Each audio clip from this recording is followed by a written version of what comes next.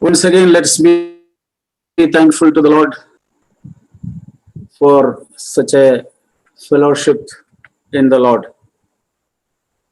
கர்த்தருக்குள் மறுபடியுமாக இவ்வளவு அருமையான ஐக்கியத்தை பாராட்டும்படிக்கு கர்த்தர் நமக்கு கொடுத்த அந்த தருணத்திற்காக நாம் அவருக்கு நன்றி செலுத்துவோமாக.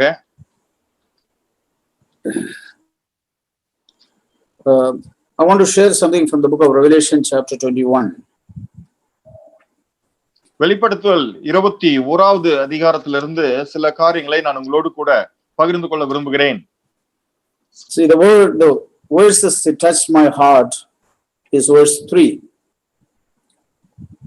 என்னுடைய இருதயத்தை தொட்டதான வசனம் 3வது வசனம். I heard a loud voice from the throne saying, Behold, the tabernacle of God is among men, and he will dwell among them, and they shall be his people, and God himself will be among them, and he will wipe away every tear from their eyes, and there will be no longer be any death. There will be no longer be any mourning, or crying, or pain. The first things have passed away. மேலும் பரலோகத்திலிருந்து உண்டான ஒரு பெரும் சத்தத்தை கேட்டேன். அது, இதோ மனுஷர்களிடத்திலே தேவனுடைய வாசஸ்தலம் இருக்கிறது, அவர்களிடத்திலே அவர் வாசமாய் இருப்பார், அவர்களும் அவருடைய ஜனங்களாய் இருப்பார்கள், தேவன் தாமே அவர்களோடு கூட இருந்து அவர்களுடைய தேவனாய் இருப்பார், அவர்களுடைய கண்ணீர் யாவையும் தேவன் துடைப்பார், இனி மரணமும் இல்லை, துக்கமும் இல்லை, அலறுதலும் இல்லை, வருத்தமும் இல்லை, முந்தினவைகள் ஒளிந்து போயின என்று விளம்பினது. See, this has been the desire of God the Father from the beginning. பாருங்கள், இதுதான் பிதாவாகிய தேவனுடைய ஆதி முதல் கொண்ட ஒரு விருப்பமாகவே இருந்தது. இது that dwell with his children. தன்னுடைய பிள்ளைகளோடு கூட அவர் வாசமாய் இருக்க வேண்டும் என்கிறதான ஒரு வாஞ்சை. God wants to make his tabernacle among his children. தேவன் தன்னுடைய வாசஸ்தலத்தை தன்னுடைய பிள்ளைகள் மத்தியிலே அவர் அமைக்க விரும்பினார். Repeatedly we can see in the Bible from the beginning till Revelation that God wants to dwell among us. இந்த வேதாகமத்திலே ஆதியாகமம் தொடங்கி வெளிப்படுத்தின விசேஷம் வரைக்குமாக தொடர்ந்தேச்சியாக மறுபடியுமாக தேவன் தன்னுடைய ஜனத்தின் மத்தியிலே வாசமாய் இருக்க விரும்புகிறார் என்கிற அவருடைய மனவாஞ்சையை நாம் பார்க்க முடியும். That's the reason he has created man and woman. அந்த காரணத்திற்காக தான் அவர் மனுஷனை ஆணும் பெண்ணுமாக சிருஷ்டித்தார். He created Adam and Eve in the beginning so that he may dwell among them. அதிலே தேவன் ஆதாம் ஏவாளையும் சிருஷ்டித்து அவர்கள் மத்தியிலே அவர் வாசம் பண்ண வேண்டும் என்று விரும்பினார். But because of their disobedience they have failed the purpose of God the Father. ஆனால் அவர்களோ தங்களுடைய கீழ்ப்படியாமை நிமித்தமாக தேவன் கொண்டிருந்த அந்த பெரிதான வாஞ்சியை அவர்கள் கெடுத்து போட்டார்கள். But God did not leave his purpose. ஆனால் தேவனோ தன்னுடைய நோக்கத்தை கைவிடவில்லை. Whatever he determined in his heart, he will do it. எதை அவர் தன்னுடைய இருதயத்தில் தீர்மானித்திருக்கிறாரோ அதை அவர் செய்து முடிப்பார். Then he chose Abraham and through him a nation. அதற்கப்புறமாக அவர் ஆபிரகாமை தேர்ந்தெடுத்தார். அந்த ஆபிரகாம் மூலமாக ஒரு சந்ததியை அவர் உண்டு பண்ணினார். And God said, make a tabernacle in your midst for me. அவனிடத்திலே சொன்னார், நீ உன் மத்தியிலே எனக்காக நான் தங்கும் ஒரு வாசஸ்தலத்தை உண்டு பண்ணு என்று சொன்னார். God gave a measurement for that tabernacle and Moses built that tabernacle among the children of Israel. அப்படியாக இஸ்ரவேல் ஜனங்கள் மத்தியிலே தேவன் வாசம் பண்ணத்தக்கதாக மோசையினிடத்திலே அந்த வாசஸ்தலத்திற்குண்டான அளவு காரியங்கள் எல்லாவற்றையும் தேவன் அவர்களுக்கு கொடுத்தார். But it did not last for long because of again their failure. Because of their failure, it did not last for long. ஆனால் அதுவும் கூட அவர்களுடைய கீழ்ப்படியாமை நிமித்தமாக அநேக நாட்களுக்கு நீடிக்கவில்லை. Then they settled down in their country and they built a temple for God. அதற்கப்புறமாக அந்த வாக்குத்தத்தம் பண்ண பட்டத்திலே அவர்கள் இருந்து கொண்டு அங்கே தேவனுக்கென்று ஒரு தேவாலயத்தை அவர்கள் உண்டு பண்ணினார்கள். And that also did not last for long. அதுவும் கூட நீடித்த நாட்களுக்கு நிலைக்கவில்லை. Because they disobeyed God, the enemy came and made them captive and destroyed that temple. ஏனெனில் அவர்கள் கீழ்ப்படியாமற் போனது நிமித்தம் அவர்களுடைய சத்துருக்கள் வந்து அந்த பட்டணத்தை பிடித்து அந்த தேவாலயத்தை அவர்கள் இடித்து நிர்மூலமாக்கி போட்டார்கள். We can see God did not leave his purpose because some people have failed. ஏதோ சில ஜனங்கள் இதிலே தோற்று போய் விட்டார்கள் அல்லது இதை கெடுத்து போட்டு விட்டார்கள் என்பதற்காக தேவன் தன்னுடைய நோக்கத்தை கைவிடவே இல்லை. And Jesus came, did everything according to, he lived 33.5 years according to the will of Father. அதற்கப்புறமாக இயேசு வந்தார். அவர் 33 வருடங்களாக தன்னுடைய பிதா சொன்னதின்படியே அவருடைய சித்தத்தின்படியே அவர் வாழ்ந்து போனார். See, we can see here what Peter says in Acts chapter 10, verse 38, last part. He says, இங்கே God was with him. அப்போஸ்தலர் நடபடிகள் 10வது அதிகாரத்தினுடைய 38வது வசனத்தினுடைய பிற்பகுதியிலே பேதுரு என்ன சொல்லுகிறார் என்பதை நாம் பார்க்க முடியும். தேவன் அந்த இயேசுவோடு கூட இருந்தார் என்பதாக அவர் சொல்லுகிறார். God was with him. தேவன் அவரோடு கூட இருந்தார். See, while we are reading this verse in the book of Revelation 21:3, it can simply remain as a knowledge for us. நாம் இந்த வெளிப்படுத்தின விசேஷம் 21வது அதிகாரத்தினுடைய 3வது வசனத்தை நாம் ஏன் வாசித்தோம், அல்லது இந்த வசனமானது இது வெறும் நமக்கு ஒரு அறிவாக மாத்திரமே நின்று போய் விடுவதற்கும் வாய்ப்பு இருக்கிறது. See, there is a difference between knowing something and having that in reality. பாருங்கள், ஒரு காரியத்தை குறித்து அறிந்து வைத்திருப்பதற்கும் அந்த காரியத்தை யதார்த்தத்திலே நீங்கள் கொண்டிருப்பதற்கும் ஒரு பெருத்த வித்தியாசம் இருக்கிறது. Yeah, why we have to know, why we are preaching these words, so that we may long for that God the Father dwell with us. பாருங்கள், ஏன் எதற்காக இந்த வசனத்தை வாசித்து காண்பிக்கிறோம், ஏன் இந்த வசனத்தை நாம் கேட்க வேண்டும், எதற்காக என்று சொன்னால், பிதாவாகிய தேவன் நம் மத்தியிலே வாசம் பண்ணுவார் என்று அவர் சொல்லியிருக்கிறார். அதை நாம் வாஞ்சிக்க வேண்டும் என்பதற்காகவே அது சொல்லப்படுகிறது. The desire of the heart of God is nothing what we are doing. பாருங்கள், பிதாவாகிய தேவனுடைய இருதயத்தின் வாஞ்சை நாம் செய்கிற அந்த காரியம் அல்ல. We may preach, we may have meetings, we may do so many things spiritually, knowing that we are doing for the glory of God. That's all right. But God desires something much more than that. பாருங்கள், ஆவிக்குரிய கிரியைகள் என்று சொல்லிக்கொண்டு நாம் பிரசங்கித்துக் கொண்டிருக்க முடியும், அல்லது இன்னும் பல வேறு சில காரியங்கள் எல்லாம் நாம் செய்து கொண்டிருக்க முடியும். இதெல்லாம் தேவனுடைய மகிமைக்காகத்தான் செய்கிறேன் என்று கூட நீங்கள் சொன்னாலும் கூட அதெல்லாம் சரியா இருந்தாலும் சரி, இருப்பினும் அதை காட்டிலும் தேவனுடைய வாஞ்சையோ முற்றிலும் வித்தியாசப்பட்ட வேறு ஒரு காரியமாகவே இருக்கிறது. See, when Jesus came, he says, you did not desire sacrifices and offering. பாருங்கள், இயேசு இந்த பூமியில் வந்த பொழுது அவர் இப்படியாக சொன்னார், நீர் பலியையும் காணிக்கையையும் விரும்புகிறது அல்ல என்று சொன்னார். See, that is not what the desire of God.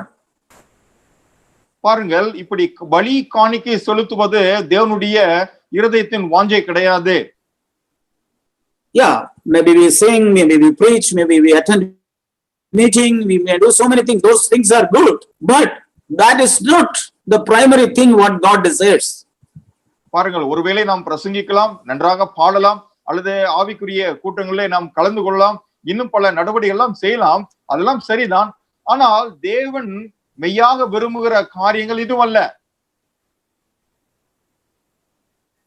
See, we need to ask, I am doing so many things, God, are you pleased with me?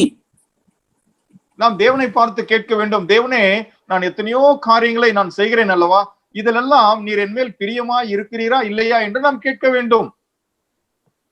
Here in the book of Hebrews chapter 10 எபிரேயர் 10வது அதிகாரத்திலே நாம் வாசிக்கிறோம். and verse 6. எபிரேயர் Those are the words of David. எபிரேயர் 10வது அதிகாரம் 6வது வசனம். அது தாவீதினுடைய வார்த்தைகளாய் இருக்கிறது.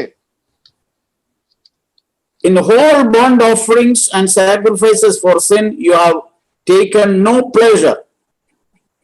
சர்வாங்க தகன பலிகளும் பாவ நிவாரண பலிகளும் உமக்கு பிரியமானது அல்ல என்று நீர் சொல்லுகிறீர். See, that is not what is pleasing to God. பாருங்கள், இது தேவனுக்கு பிரியமான காரியம் கிடையாது. He is not asking my sacrifices. அவர் என்னுடைய பலிகளை கேட்கிற தேவன் அல்ல. See, if I give, I spend a lot of money or time, and maybe we think so many things we are offering to God. Those are not the primary thing that God desires. பாருங்கள், ஒருவேளை நான் என்னுடைய நேரத்தை அவருக்காக செலவழிக்கலாம், அல்லது பணத்தை அவருக்காக நான் செலவழிக்கலாம், அல்லது அவருக்காக அநேக காரியங்களை நான் விட்டு கொடுக்கலாம். ஆனால் தேவன் என்னிடத்தில் எதிர்பார்க்கிற பலிகள் இதுவல்ல. See, it says here, you have taken no pleasure in all those things. பாருங்கள், இங்கே இப்படியாக சொல்லப்பட்டிருக்கிறது, சர்வாங்க தகன பலியிலும் பாவ நிவாரண பலிகளும் உமக்கு பிரியமானதல்ல. அப்படி என்றால் அதிலே நீர் பிரியப்படுகிறவர் அல்ல. But then Jesus said, I have come because you have prepared a body for me. ஆகவேதான் இயேசு சொன்னார், நான் தேவனே உம்முடைய சித்தத்தின்படி செய்ய இதோ வருகிறேன். What is the desire of God, the Father? பிதாவாகிய தேவனுடைய இருதயத்தின் வாஞ்சை என்னவாக இருக்கிறது? Jesus knew that. இயேசு அதை நன்றாக அறிந்து வைத்திருந்தார். God who created the whole heaven and earth and the whole universe, he wants a dwelling place in me and in you and in us. அண்ட சராசரங்களையும் அனைத்து வானங்களையும் பூமியும் படைத்த இந்த தேவன் உங்களிடத்திலும் என்னிடத்திலும் நம்மிடத்திலும் வாசம் பண்ணத்தக்கதாக ஒரு வாசஸ்தலத்தையே அவர் எதிர்பார்க்கிறார். That has been the desire, longing of the heart of God the Father from the beginning. ஆதி முதல் தொடங்கி பிதாவாகிய தேவனுடைய இருதயத்தின் ஒரு நீண்ட ஏக்கமும் வாஞ்சையும் இதுவாகத்தான் இருக்கிறது. He wants to dwell with his children. அவர் தன்னுடைய பிள்ளைகள் மத்தியிலே வாசம் பண்ணவே விரும்புகிறார். Just like any earthly father desires to live with his children. எப்படி இந்த பூமியில் இருக்கிற தகப்பன்மார்கள் தங்களுடைய பிள்ளைகளோடு கூடவே ஜீவிக்க வேண்டும் என்று விரும்புகிறார்கள் அல்லவா, அது போலதான். See, I don't think any good father desire anything from their children. Okay, they should earn money and give it to me, or they should take care of me. None of those things the good earthly fathers desires, but to dwell with them in perfect union. பாருங்கள், இந்த பூமியில இருக்கிற ஒரு நல்ல தகப்பன்மார்கள் தங்களுடைய பிள்ளைகள் நன்றாக சம்பாதித்து தங்களுக்கு நிறைய பணம் கொண்டு வந்து தர வேண்டும் என்று விரும்ப மாட்டார்கள். மாறாக அந்த பிள்ளைகள் தங்களோடு கூட ஒரு நல்ல அந்யோன்யத்திலே அவர்கள் ஒன்றாக வாழ்ந்தால் போதும் என்றுதான் விரும்புவார்கள். They must be able to speak with one another from heart to heart. அவர்கள் மனம் திறந்து ஒருவரோடு ஒருவர் பேசிக் கொள்ளுவதையே விரும்புவார்கள். See, they desire a fellowship.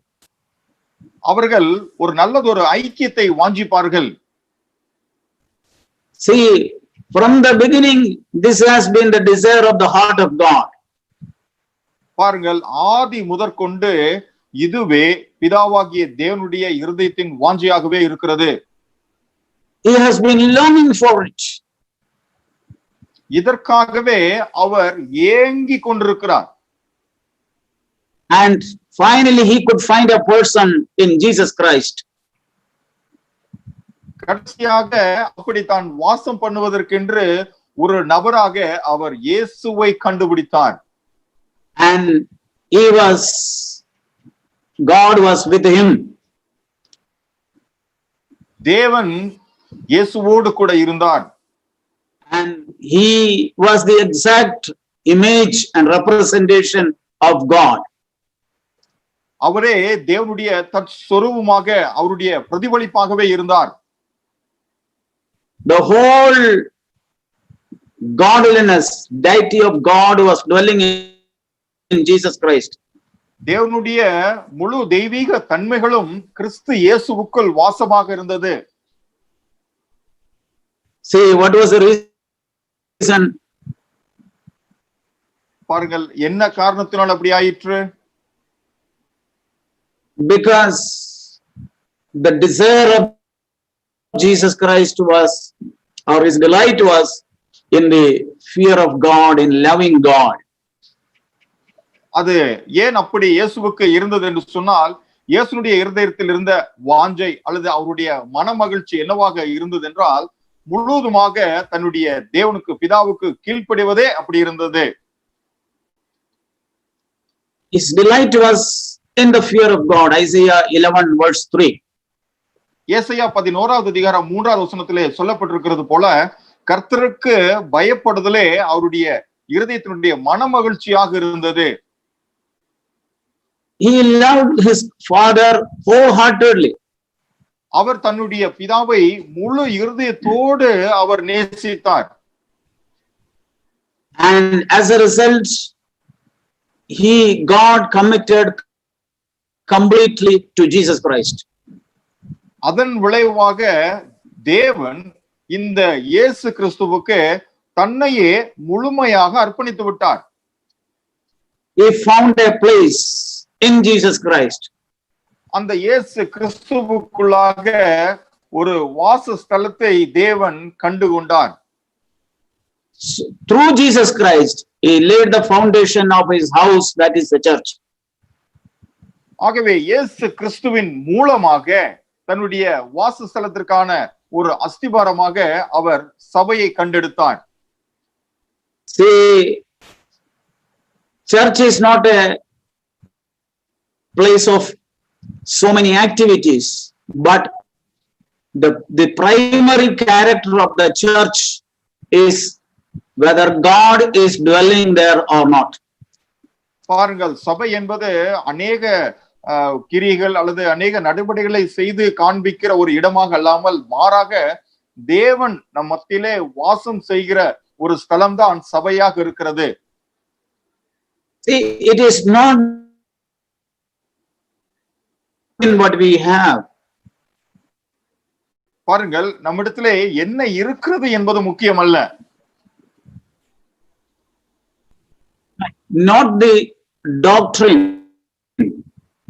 God is not doctrinal. நம்மளிடத்துல என்ன உபதேசம் இருக்கிறது என்பது முக்கியம் அல்ல. ஏனெனில் தேவன் ஒரு உபதேசம் கிடையாது. See, just like a father. Yes, father, the house has got our rules, regulations, but much more than that, what is in a home? பாருங்கள், ஒரு வீட்டிலே ஒரு தகப்பன் இருக்கிறார். ஆகவே தகப்பன் இருக்கும் பொழுது அந்த வீட்டிலே அநேக ஒழுங்கு நடவடிக்கைகள்லாம் நிறைய இருக்கும். ஆனால் இருப்பினும் கூட அந்த வீட்டிலே அந்த தகப்பனிடத்துல எது அதிகமாக அல்லது எது சிறப்பாக இருக்கும்? It is the union between the father and the children. அந்த வீட்டிலே அந்த தகப்பனுக்கும் தங்களுடைய பிள்ளைகளுக்கு மத்தியிலே ஒரு ஐக்கியமானது அங்கே நிலை பெற்றிருக்கும். That is the most important thing. அதுதான்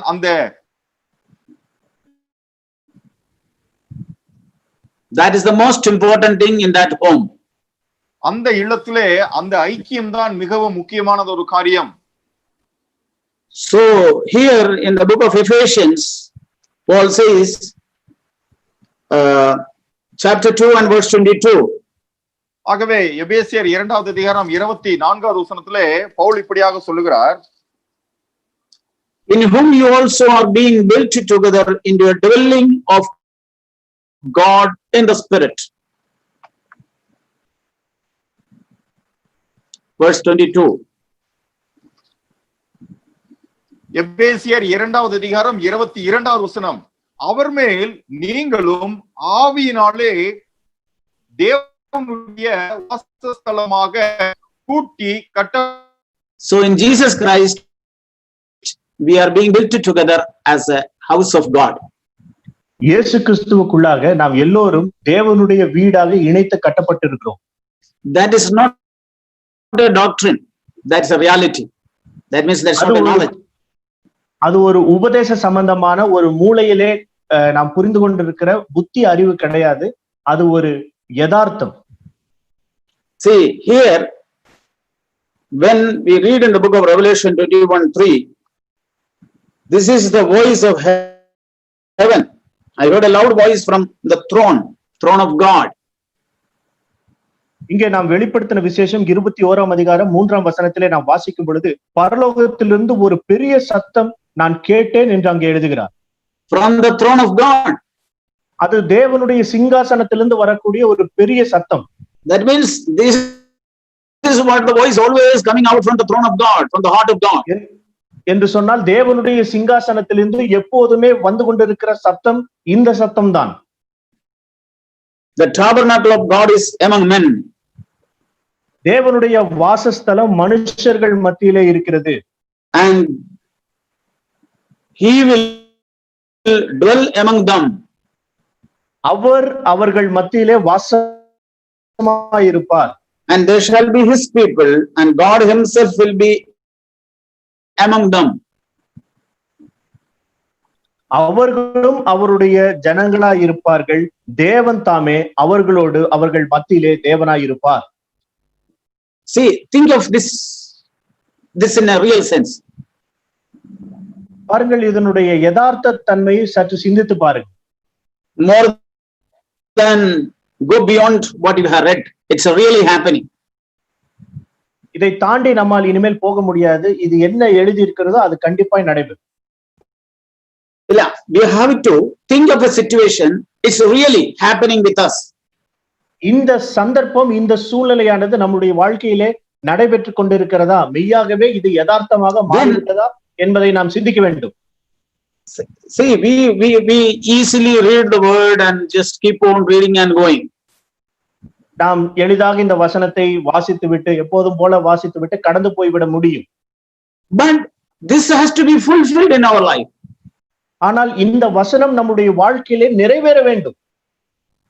See, think of God is dwelling. My heart become a dwelling place of God. சற்று சிந்தித்து பாருங்கள், என்னுடைய இருதயமானது தேவன் வாசம் பண்ணுகிற ஒரு வாசஸ்தலமாக மாறி இருக்க வேண்டும். Then what a tremendous change will be in my life.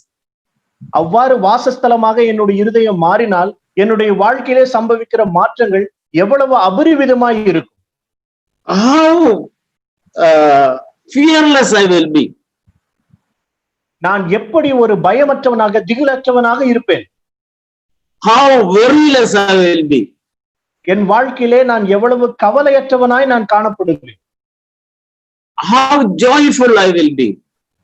நான் எவ்வளவு சந்தோஷம் நிறைந்தவனாக எப்போதும் காணப்படுவேன். What a peace and rest dwell in my heart in every situation. ஒவ்வொரு சூழ்நிலையுமே என்னுடைய இருதயத்திலே இளைப்பாறுதலும் சமாதானமும் எப்போதும் குடிகொண்டு இருக்கும். Because God is dwelling in me. காரணம் என்னவென்றால் தேவன் எனக்குள்ளே வாசமாய் இருக்கிறார். If husband and wife together like that, what a tremendous joy and peace will be in that home. ஒரு கணவனும் மனைவியும் இப்படிப்பட்ட யதார்த்தமான வாழ்க்கைக்குள்ளாக கடந்து வந்து விட்டார்கள் என்று சொன்னால் அந்த குடும்பத்திலே இருக்கிற சந்தோஷத்தினுடைய நிறைவு எவ்வளவு அதிகமாயிருக்கும். There will be no clashes, no fight and no argument. அங்கே எவ்விதமான வாக்குவாதங்களும் சண்டைகளும் உரசல்களும் ஏற்படாது.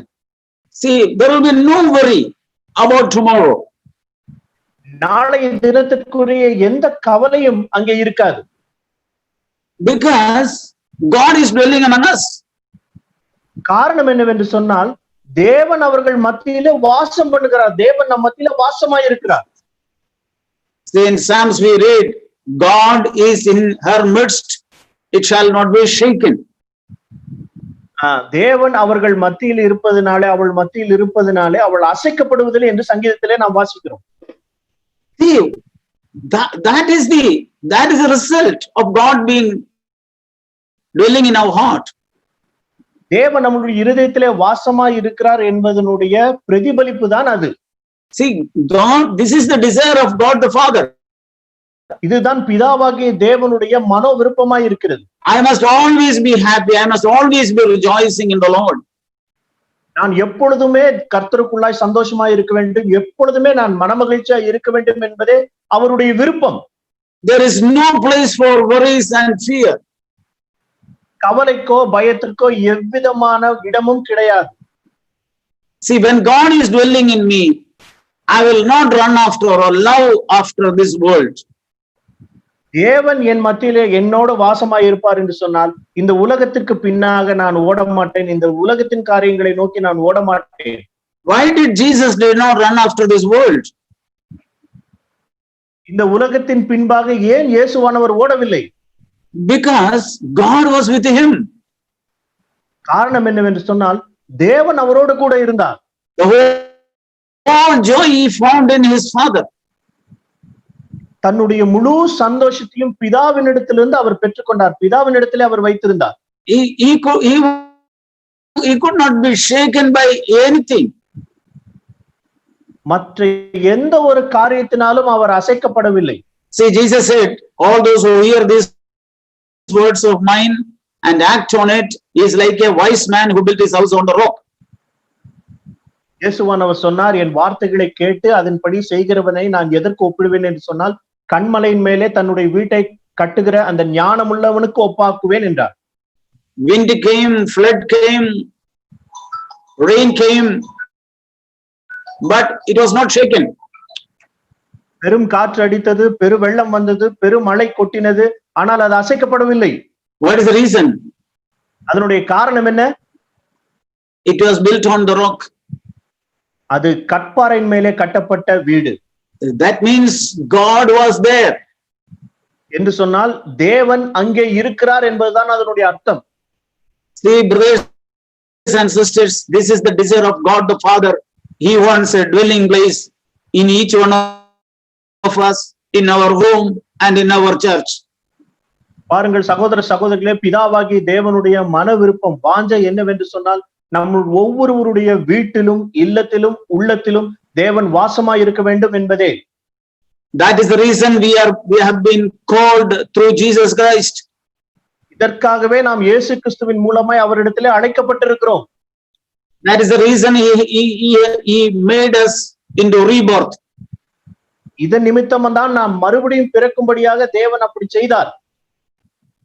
That he wants to dwell in us. நம் மத்தியிலே நமக்குள்ளாக அவர் வாசம் பண்ணும்படியாக. That has been the desire of God from the very beginning. ஆதி முதற்கொண்டு அதுவே தேவனுடைய மனோ விருப்பமாய் இருந்தது. He is not happy in dwelling among thousands and thousands upon angels. ஆயிரம் ஆயிரம் தூதர்கள் மத்தியிலே வாசம் பண்ணுவதை குறித்து அவருக்கு அவ்வளவு விருப்பமில்லை. He wants to dwell among his children. நம்முடைய பிள்ளைகள் மத்தியிலே வாசமாய் இருக்க வேண்டும் என்பதே தேவனுடைய மன விருப்பமாய் இருக்கிறது. And when God is there, what God is doing? தேவன் அங்கே அவர்கள் மத்தியிலே இருக்கும் பொழுது தேவன் அவர்களுக்காக என்ன செய்கிறார்? He will wipe away every tear from their eyes. அவர்களுடைய கண்ணீர்கள் யாவையும் தேவன் துடைக்கிறார். See, they may have tears at times. சில நாட்களிலே சில காலங்களிலே அவர்களுடைய கண்களிலே கண்ணீர் இருக்கலாம். But ஆனால் like a good father, he also weep and shed tear with us. ஒரு நல்ல தகப்பனை போல அவர் நம்மோடு கூட சேர்ந்து கண்ணீர் விடுகிறவராக, நம் கண்ணீரை துடைக்கிறவராக அவர் செயல்படுகிறார். When we are grieving, who is grieving with us? நாம் துக்கப்படும் போது நம்மோடு சேர்ந்து யார் துக்கப்படுகிறார்? Not any human being of this world. இந்த உலகத்தில் இருக்கிற எந்த மனுஷனும் அல்ல. No brothers and sisters can grieve with you as much as our Father can grieve with us. இந்த உலகத்தில் இருக்கிற எந்த நபரோடும் சகோதர சகோதரிகள் யாருமே நம்முடைய துக்கத்தை தேவன் அளவுக்கு துக்கத்தை பகிர்ந்து கொள்ள முடியாது. See, he wipe away all our tears. நம்மளுடைய கண்ணீர் எல்லாவற்றையும் யாவையும் அவர் துடைக்கிறார். Psalms 46 I think says he is an ever present help in trouble. சங்கீதம் 46 சொல்லுகிற அவர் எப்போதும் நம்மளுடைய சகாயரா இருக்கிறார். In trouble. நம்ம பாட அனுபவிக்கும் போது, அதாவது நம்மளுடைய பிரச்சனையிலே அவர் எப்போதும் நமக்கு ஏற்ற துணையா இருக்கிறார். Nobody can come into your trouble other than God the Father. நம்முடைய பிரச்சனைகளின் மத்தியிலே வேறு ஒருவரும் நமக்கு வந்து உதவி செய்ய முடியாது, பிதாவாகிய தேவன் மாத்திரமே. See, when he is dwelling with me, dwelling with us, he wipes away all our tears. அவர் நம்மோடு நமக்குள்ளாக அவர் வாசம் பண்ணும்போது அவர் நம்முடைய கண்ணீர் யாவையும் துடைக்கிறவராய் இருக்கிறார். There will be no longer be any death. அங்கே எந்த மரணமும் இருக்காது. That means there is no place for sin. என்று சொன்னால் அங்கே பாவத்திற்கு எந்த இடமும் கிடையாது. See, sin leads to death. பாருங்கள், பாவம் தான் மரணத்துக்குள்ளாக வழி நடத்தும். You know what is the best way to overcome sin? பாவத்தை மேற்கொள்வதற்கு மிகச்சிறந்த வழி என்னவென்று தெரியுமா? The presence of God the Father with us. பிதாவாகிய தேவனுடைய பிரசன்னம் நம்மோடு இருப்பதுதான். Other outside the presence of God is all darkness. தேவனுடைய பிரசன்னத்தை தாண்டி முழுவதுமே இருளாக மாத்திரமே இருக்கிறது. Only in the presence of God there is no death. தேவனுடைய பிரசன்னத்தில் மாத்திரமே மரணம் இல்லை. Then when the presence of God leave us, we will fall into sin. தேவனுடைய பிரசன்னம் நம்மை விட்டு நீங்கும் பொழுது பாவத்திலே நாம் விழுவோம். And that sin lead to death. அது நம்மை மரணத்திற்குள்ளாக வழிநடத்தி செல்லும். Spiritual death. அது ஆவிக்குரிய மரணம். See, here it says there will be no longer be any mourning. அங்கே சொல்லப்படுகிறது எவ்விதமான துக்கமும் இருக்காது. In the presence of God there is no weeping and lamenting and mourning of anything. தேவனுடைய பிரசன்னத்திலே எந்த விதமான துக்கமும் அலறுதலும் வருத்தமும் இருக்காது. There will be no pain. அங்கே எந்த விதமான வலியும் இருக்காது. The pain will turn to be comfort. அந்த வலி எல்லாம், அந்த வருத்தம் எல்லாம் நமக்கு ஆறுதலாய் மாறிவிடும். The crying will be turned into laughing. அந்த துக்கம் எல்லாம் சந்தோஷமாக மாறும். See, for what God the Father wants to dwell with us. எதற்காக பிதாவாகிய தேவன் நம்மத்திலே வாசம் செய்ய விரும்புகிறார்? To make us joyful completely. நம்மளுடைய சந்தோஷம் அது நிறைவாகும்படியாகவே அவர் நம் மத்தியிலே வாசம் பண்ண விரும்புகிறார். Make our family life joyful and glorious. நம்மளுடைய குடும்ப வாழ்க்கையானது மிகவும் மனமகிழ்ச்சி, சந்தோஷம் நிறைந்ததாகவும் அவருக்கென்று மகிமை நிறைந்ததாகவும் மாறும்படியாக. Money cannot bring us lot of joy.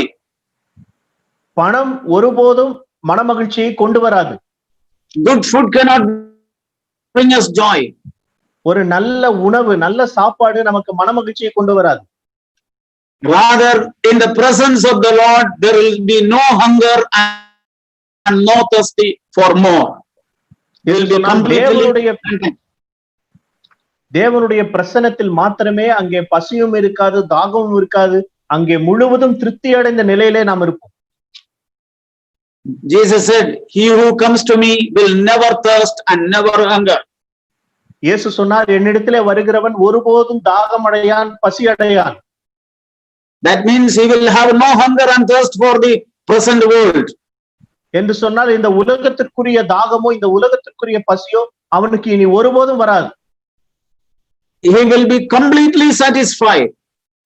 அவன் முற்றும் முடிய திருப்தியுள்ளவனாய் இருப்பான். I tell you, brothers and sisters, so that you may desire more the presence of God, that only and only the presence of God make you satisfied. நான் உங்களுக்கு சொல்லுகிறேன் சகோதர சகோதரியே, மிகவும் வலியுறுத்தி வற்புறுத்தி சொல்லுகிறேன், தேவனுடைய பிரசன்னம் மட்டுமே, தேவனுடைய பிரசன்னம் மாத்திரமே நம்மை முற்றும் முடிய திருப்தி உள்ளவர்களாய் மாற்றும். This is not a knowledge. அது ஒரு மூளையிலே கொண்டிருக்கிற அறிவு அல்ல. This is not a doctrine. அது ஒரு உபதேச போதனை அல்ல. This is not a teaching. இது ஒரு போதனை அல்ல. It is reality. When you live really like that, அது ஒரு your யதார்த்தமாய் heart அனுபவிக்க will be வேண்டும். overflowing joy. நீங்கள் மெய்யாகவே யதார்த்தமாக இப்படிப்பட்ட வாழ்க்கையை வாழும் பொழுது உங்கள் இருதயம் எப்போதும் சந்தோஷம் நிறைந்ததா இருக்கும். See, this is the desire of God. Let God's desire and our desire meet together. இதுவே தேவனுடைய மன விருப்பமாய் வாஞ்சையாய் இருக்கிறது. நம்முடைய மன விருப்பமும் தேவனுடைய மன விருப்பமும் ஒன்று போல் அமையட்டும். This is the will of God. You don't have to search so many things for the will of God. Will of God is that He wants to dwell with His children. இந்த பூமியில் இருக்கும்போது நாம் அநேக காரியங்களை குறித்து குழப்பிக் கொள்கிறோம். எது தேவனுடைய சித்தம் என்று. இதுவே தேவனுடைய சித்தம். இதுவே தேவன் நமக்கு தீர்மானித்த காரியம். That is God's will. That's the reason He has created us in Jesus Christ. நம்மோடு அவர் இருப்பதே தேவனுடைய விருப்பம். இது நிமித்தமாகத்தான் கிறிஸ்து இயேசுவுக்குள்ளாக நம்மை அவர் சிருஷ்டித்திருக்கிறார். When we go far away from Him, His heart grieves like that younger son's father in Luke 15. அவரிடத்திலிருந்து நம்மளுடைய இருதயம் அவரை விட்டு விலகி தூர போகும் பொழுது அந்த கெட்ட குமாரனுடைய இளையகுமாரனை நோக்கி வருந்தக்கூடிய அந்த தகப்பனுடைய இருதயமாய் தேவனுடைய இருதயம் மாறுகிறது. Yeah, his heart was grieving. தேவனுடைய இருதயம் துக்கப்படுகிறது.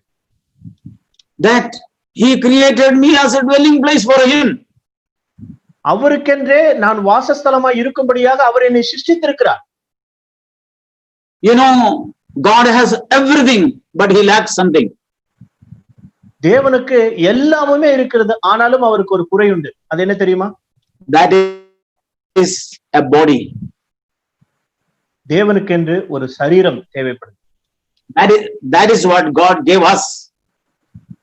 அந்த சரீரத்தை தான் நாமாக இருக்கும்படியாக நம்மை தேவன் உண்டாக்கினார். He has no body. He is spirit. தேவன் ஆவியாய் இருக்கிறார், அவருக்கென்று ஒரு சரீரம் இல்லை. He wants to dwell in us, in our spirit. He wants to dwell and manifest Himself. அவர் நம்முடைய ஆவியோடு நமக்குள்ளாக வாசம் செல்லும்படியாக அவர் வந்து தம்முடைய மகிமையை அவர் விளக்கி காட்டும்படியாக வெளிப்படுத்தும்படியாக விரும்புகிறார். That will be our joy. அதுவே நம்முடைய சந்தோஷமாயிருக்கும். That is the joy of God the Father. அதுதான் பிதாவாகிய தேவனுடைய சந்தோஷம், மன விருப்பமாயிருக்கும். Let us long to complete that joy. அந்த சந்தோஷத்தை நாம் நிறைவாக்கும்படியாக நாம் பிரயாசப்படுவோம். See, if that is not happening in our life, I tell you, all what we are hearing is a waste of time. இந்த காரியம் நம்முடைய வாழ்க்கையிலே சம்பவிக்கவில்லை என்று சொன்னால் நான் உங்களுக்கு சொல்லுகிறேன், நாம் செய்கிற இந்த எல்லா காரியமும் வீணா இருக்கும். So let our prayer be like this: Lord Jesus, God the Father, I desire nothing on this earth, even in heaven or on earth. I desire only you. எனவே நம்மளுடைய ஜெபம் இவ்விதமாக இருக்கட்டும். பிதாவாகிய தேவனே, ஆண்டவராகிய இயேசு கிறிஸ்துவே, உம்மை தவிர இந்த பூமியிலோ பரலோகத்திலோ வேறொன்றையும் நான் வாஞ்சிக்க விரும்பவில்லை. நீரே என் வாஞ்சையாய் மாறிவிடும். When God dwells in us, our life will be heaven. Our home will be heaven. our church will be heaven. தேவன் நம்ம மத்தியில வாசமாய் இருப்பார் என்று சொன்னால் நம்மளுடைய வாழ்க்கையே பரலோகமாய் மாறிவிடும். நம்முடைய குடும்ப வாழ்க்கை பரலோகமாய் மாறிவிடும். நம்மளுடைய சபையின் காரியங்கள், சபையின் வாழ்க்கையும் பரலோகமாய் இருக்கும். See, this is not again a doctrine I am telling you. Let it be a reality in each one of us in our life. மீண்டும் நான் வலியுறுத்த விரும்புகிற காரியம், இது ஒரு உபதேசமோ ஒரு போதனையோ அல்ல. இது யதார்த்தமாய் நாம் வாழக்கூடிய கிறிஸ்தவ வாழ்க்கை. இது மெய்யாகவே நம்மளுடைய வாழ்க்கையில யதார்த்தமாய் மாறிவிடும். See, Heavenly Father is willing to fellowship with us more than we desire. நாம் விரும்புவதற்கு மேலாக பரலோகத்தில் இருக்கிற நம்முடைய தகப்பன் நம்மோடு ஐக்கியம் பாராட்ட வேண்டும் என்று அதிகமாய் விரும்புகிறார். That is the reason he came down through Jesus Christ. இது நிமித்தமாகத்தான் ஆண்டவராகிய இயேசு கிறிஸ்துவின் மூலமாக அவர் இந்த பூமிக்கு வந்தார். To fellowship with us. நம்மோடு ஐக்கியம் பாராட்டும்படியாக. To dwell with us. நம்மோடு வாசம் பண்ணும்படியாக. Let his desire be fulfilled in each one of our life and in our family and in our church. இப்படிப்பட்ட அவருடைய விருப்பமானது நம்முடைய வாழ்க்கையிலும், நம்மளுடைய குடும்பத்திலும், நம்மளுடைய சபையிலும், நம் எல்லா காரியங்களிலும் யதார்த்தமாய் மாறிவிடுவதாக. And that will be Amen. the beginning of our joy. இதுவே நம்மளுடைய சந்தோஷத்தினுடைய துவக்கமாய் இருக்கும். May the Lord help us. தேவன் தாமே நமக்கு சகாயம் பண்ணுவாராக. ஆமென்.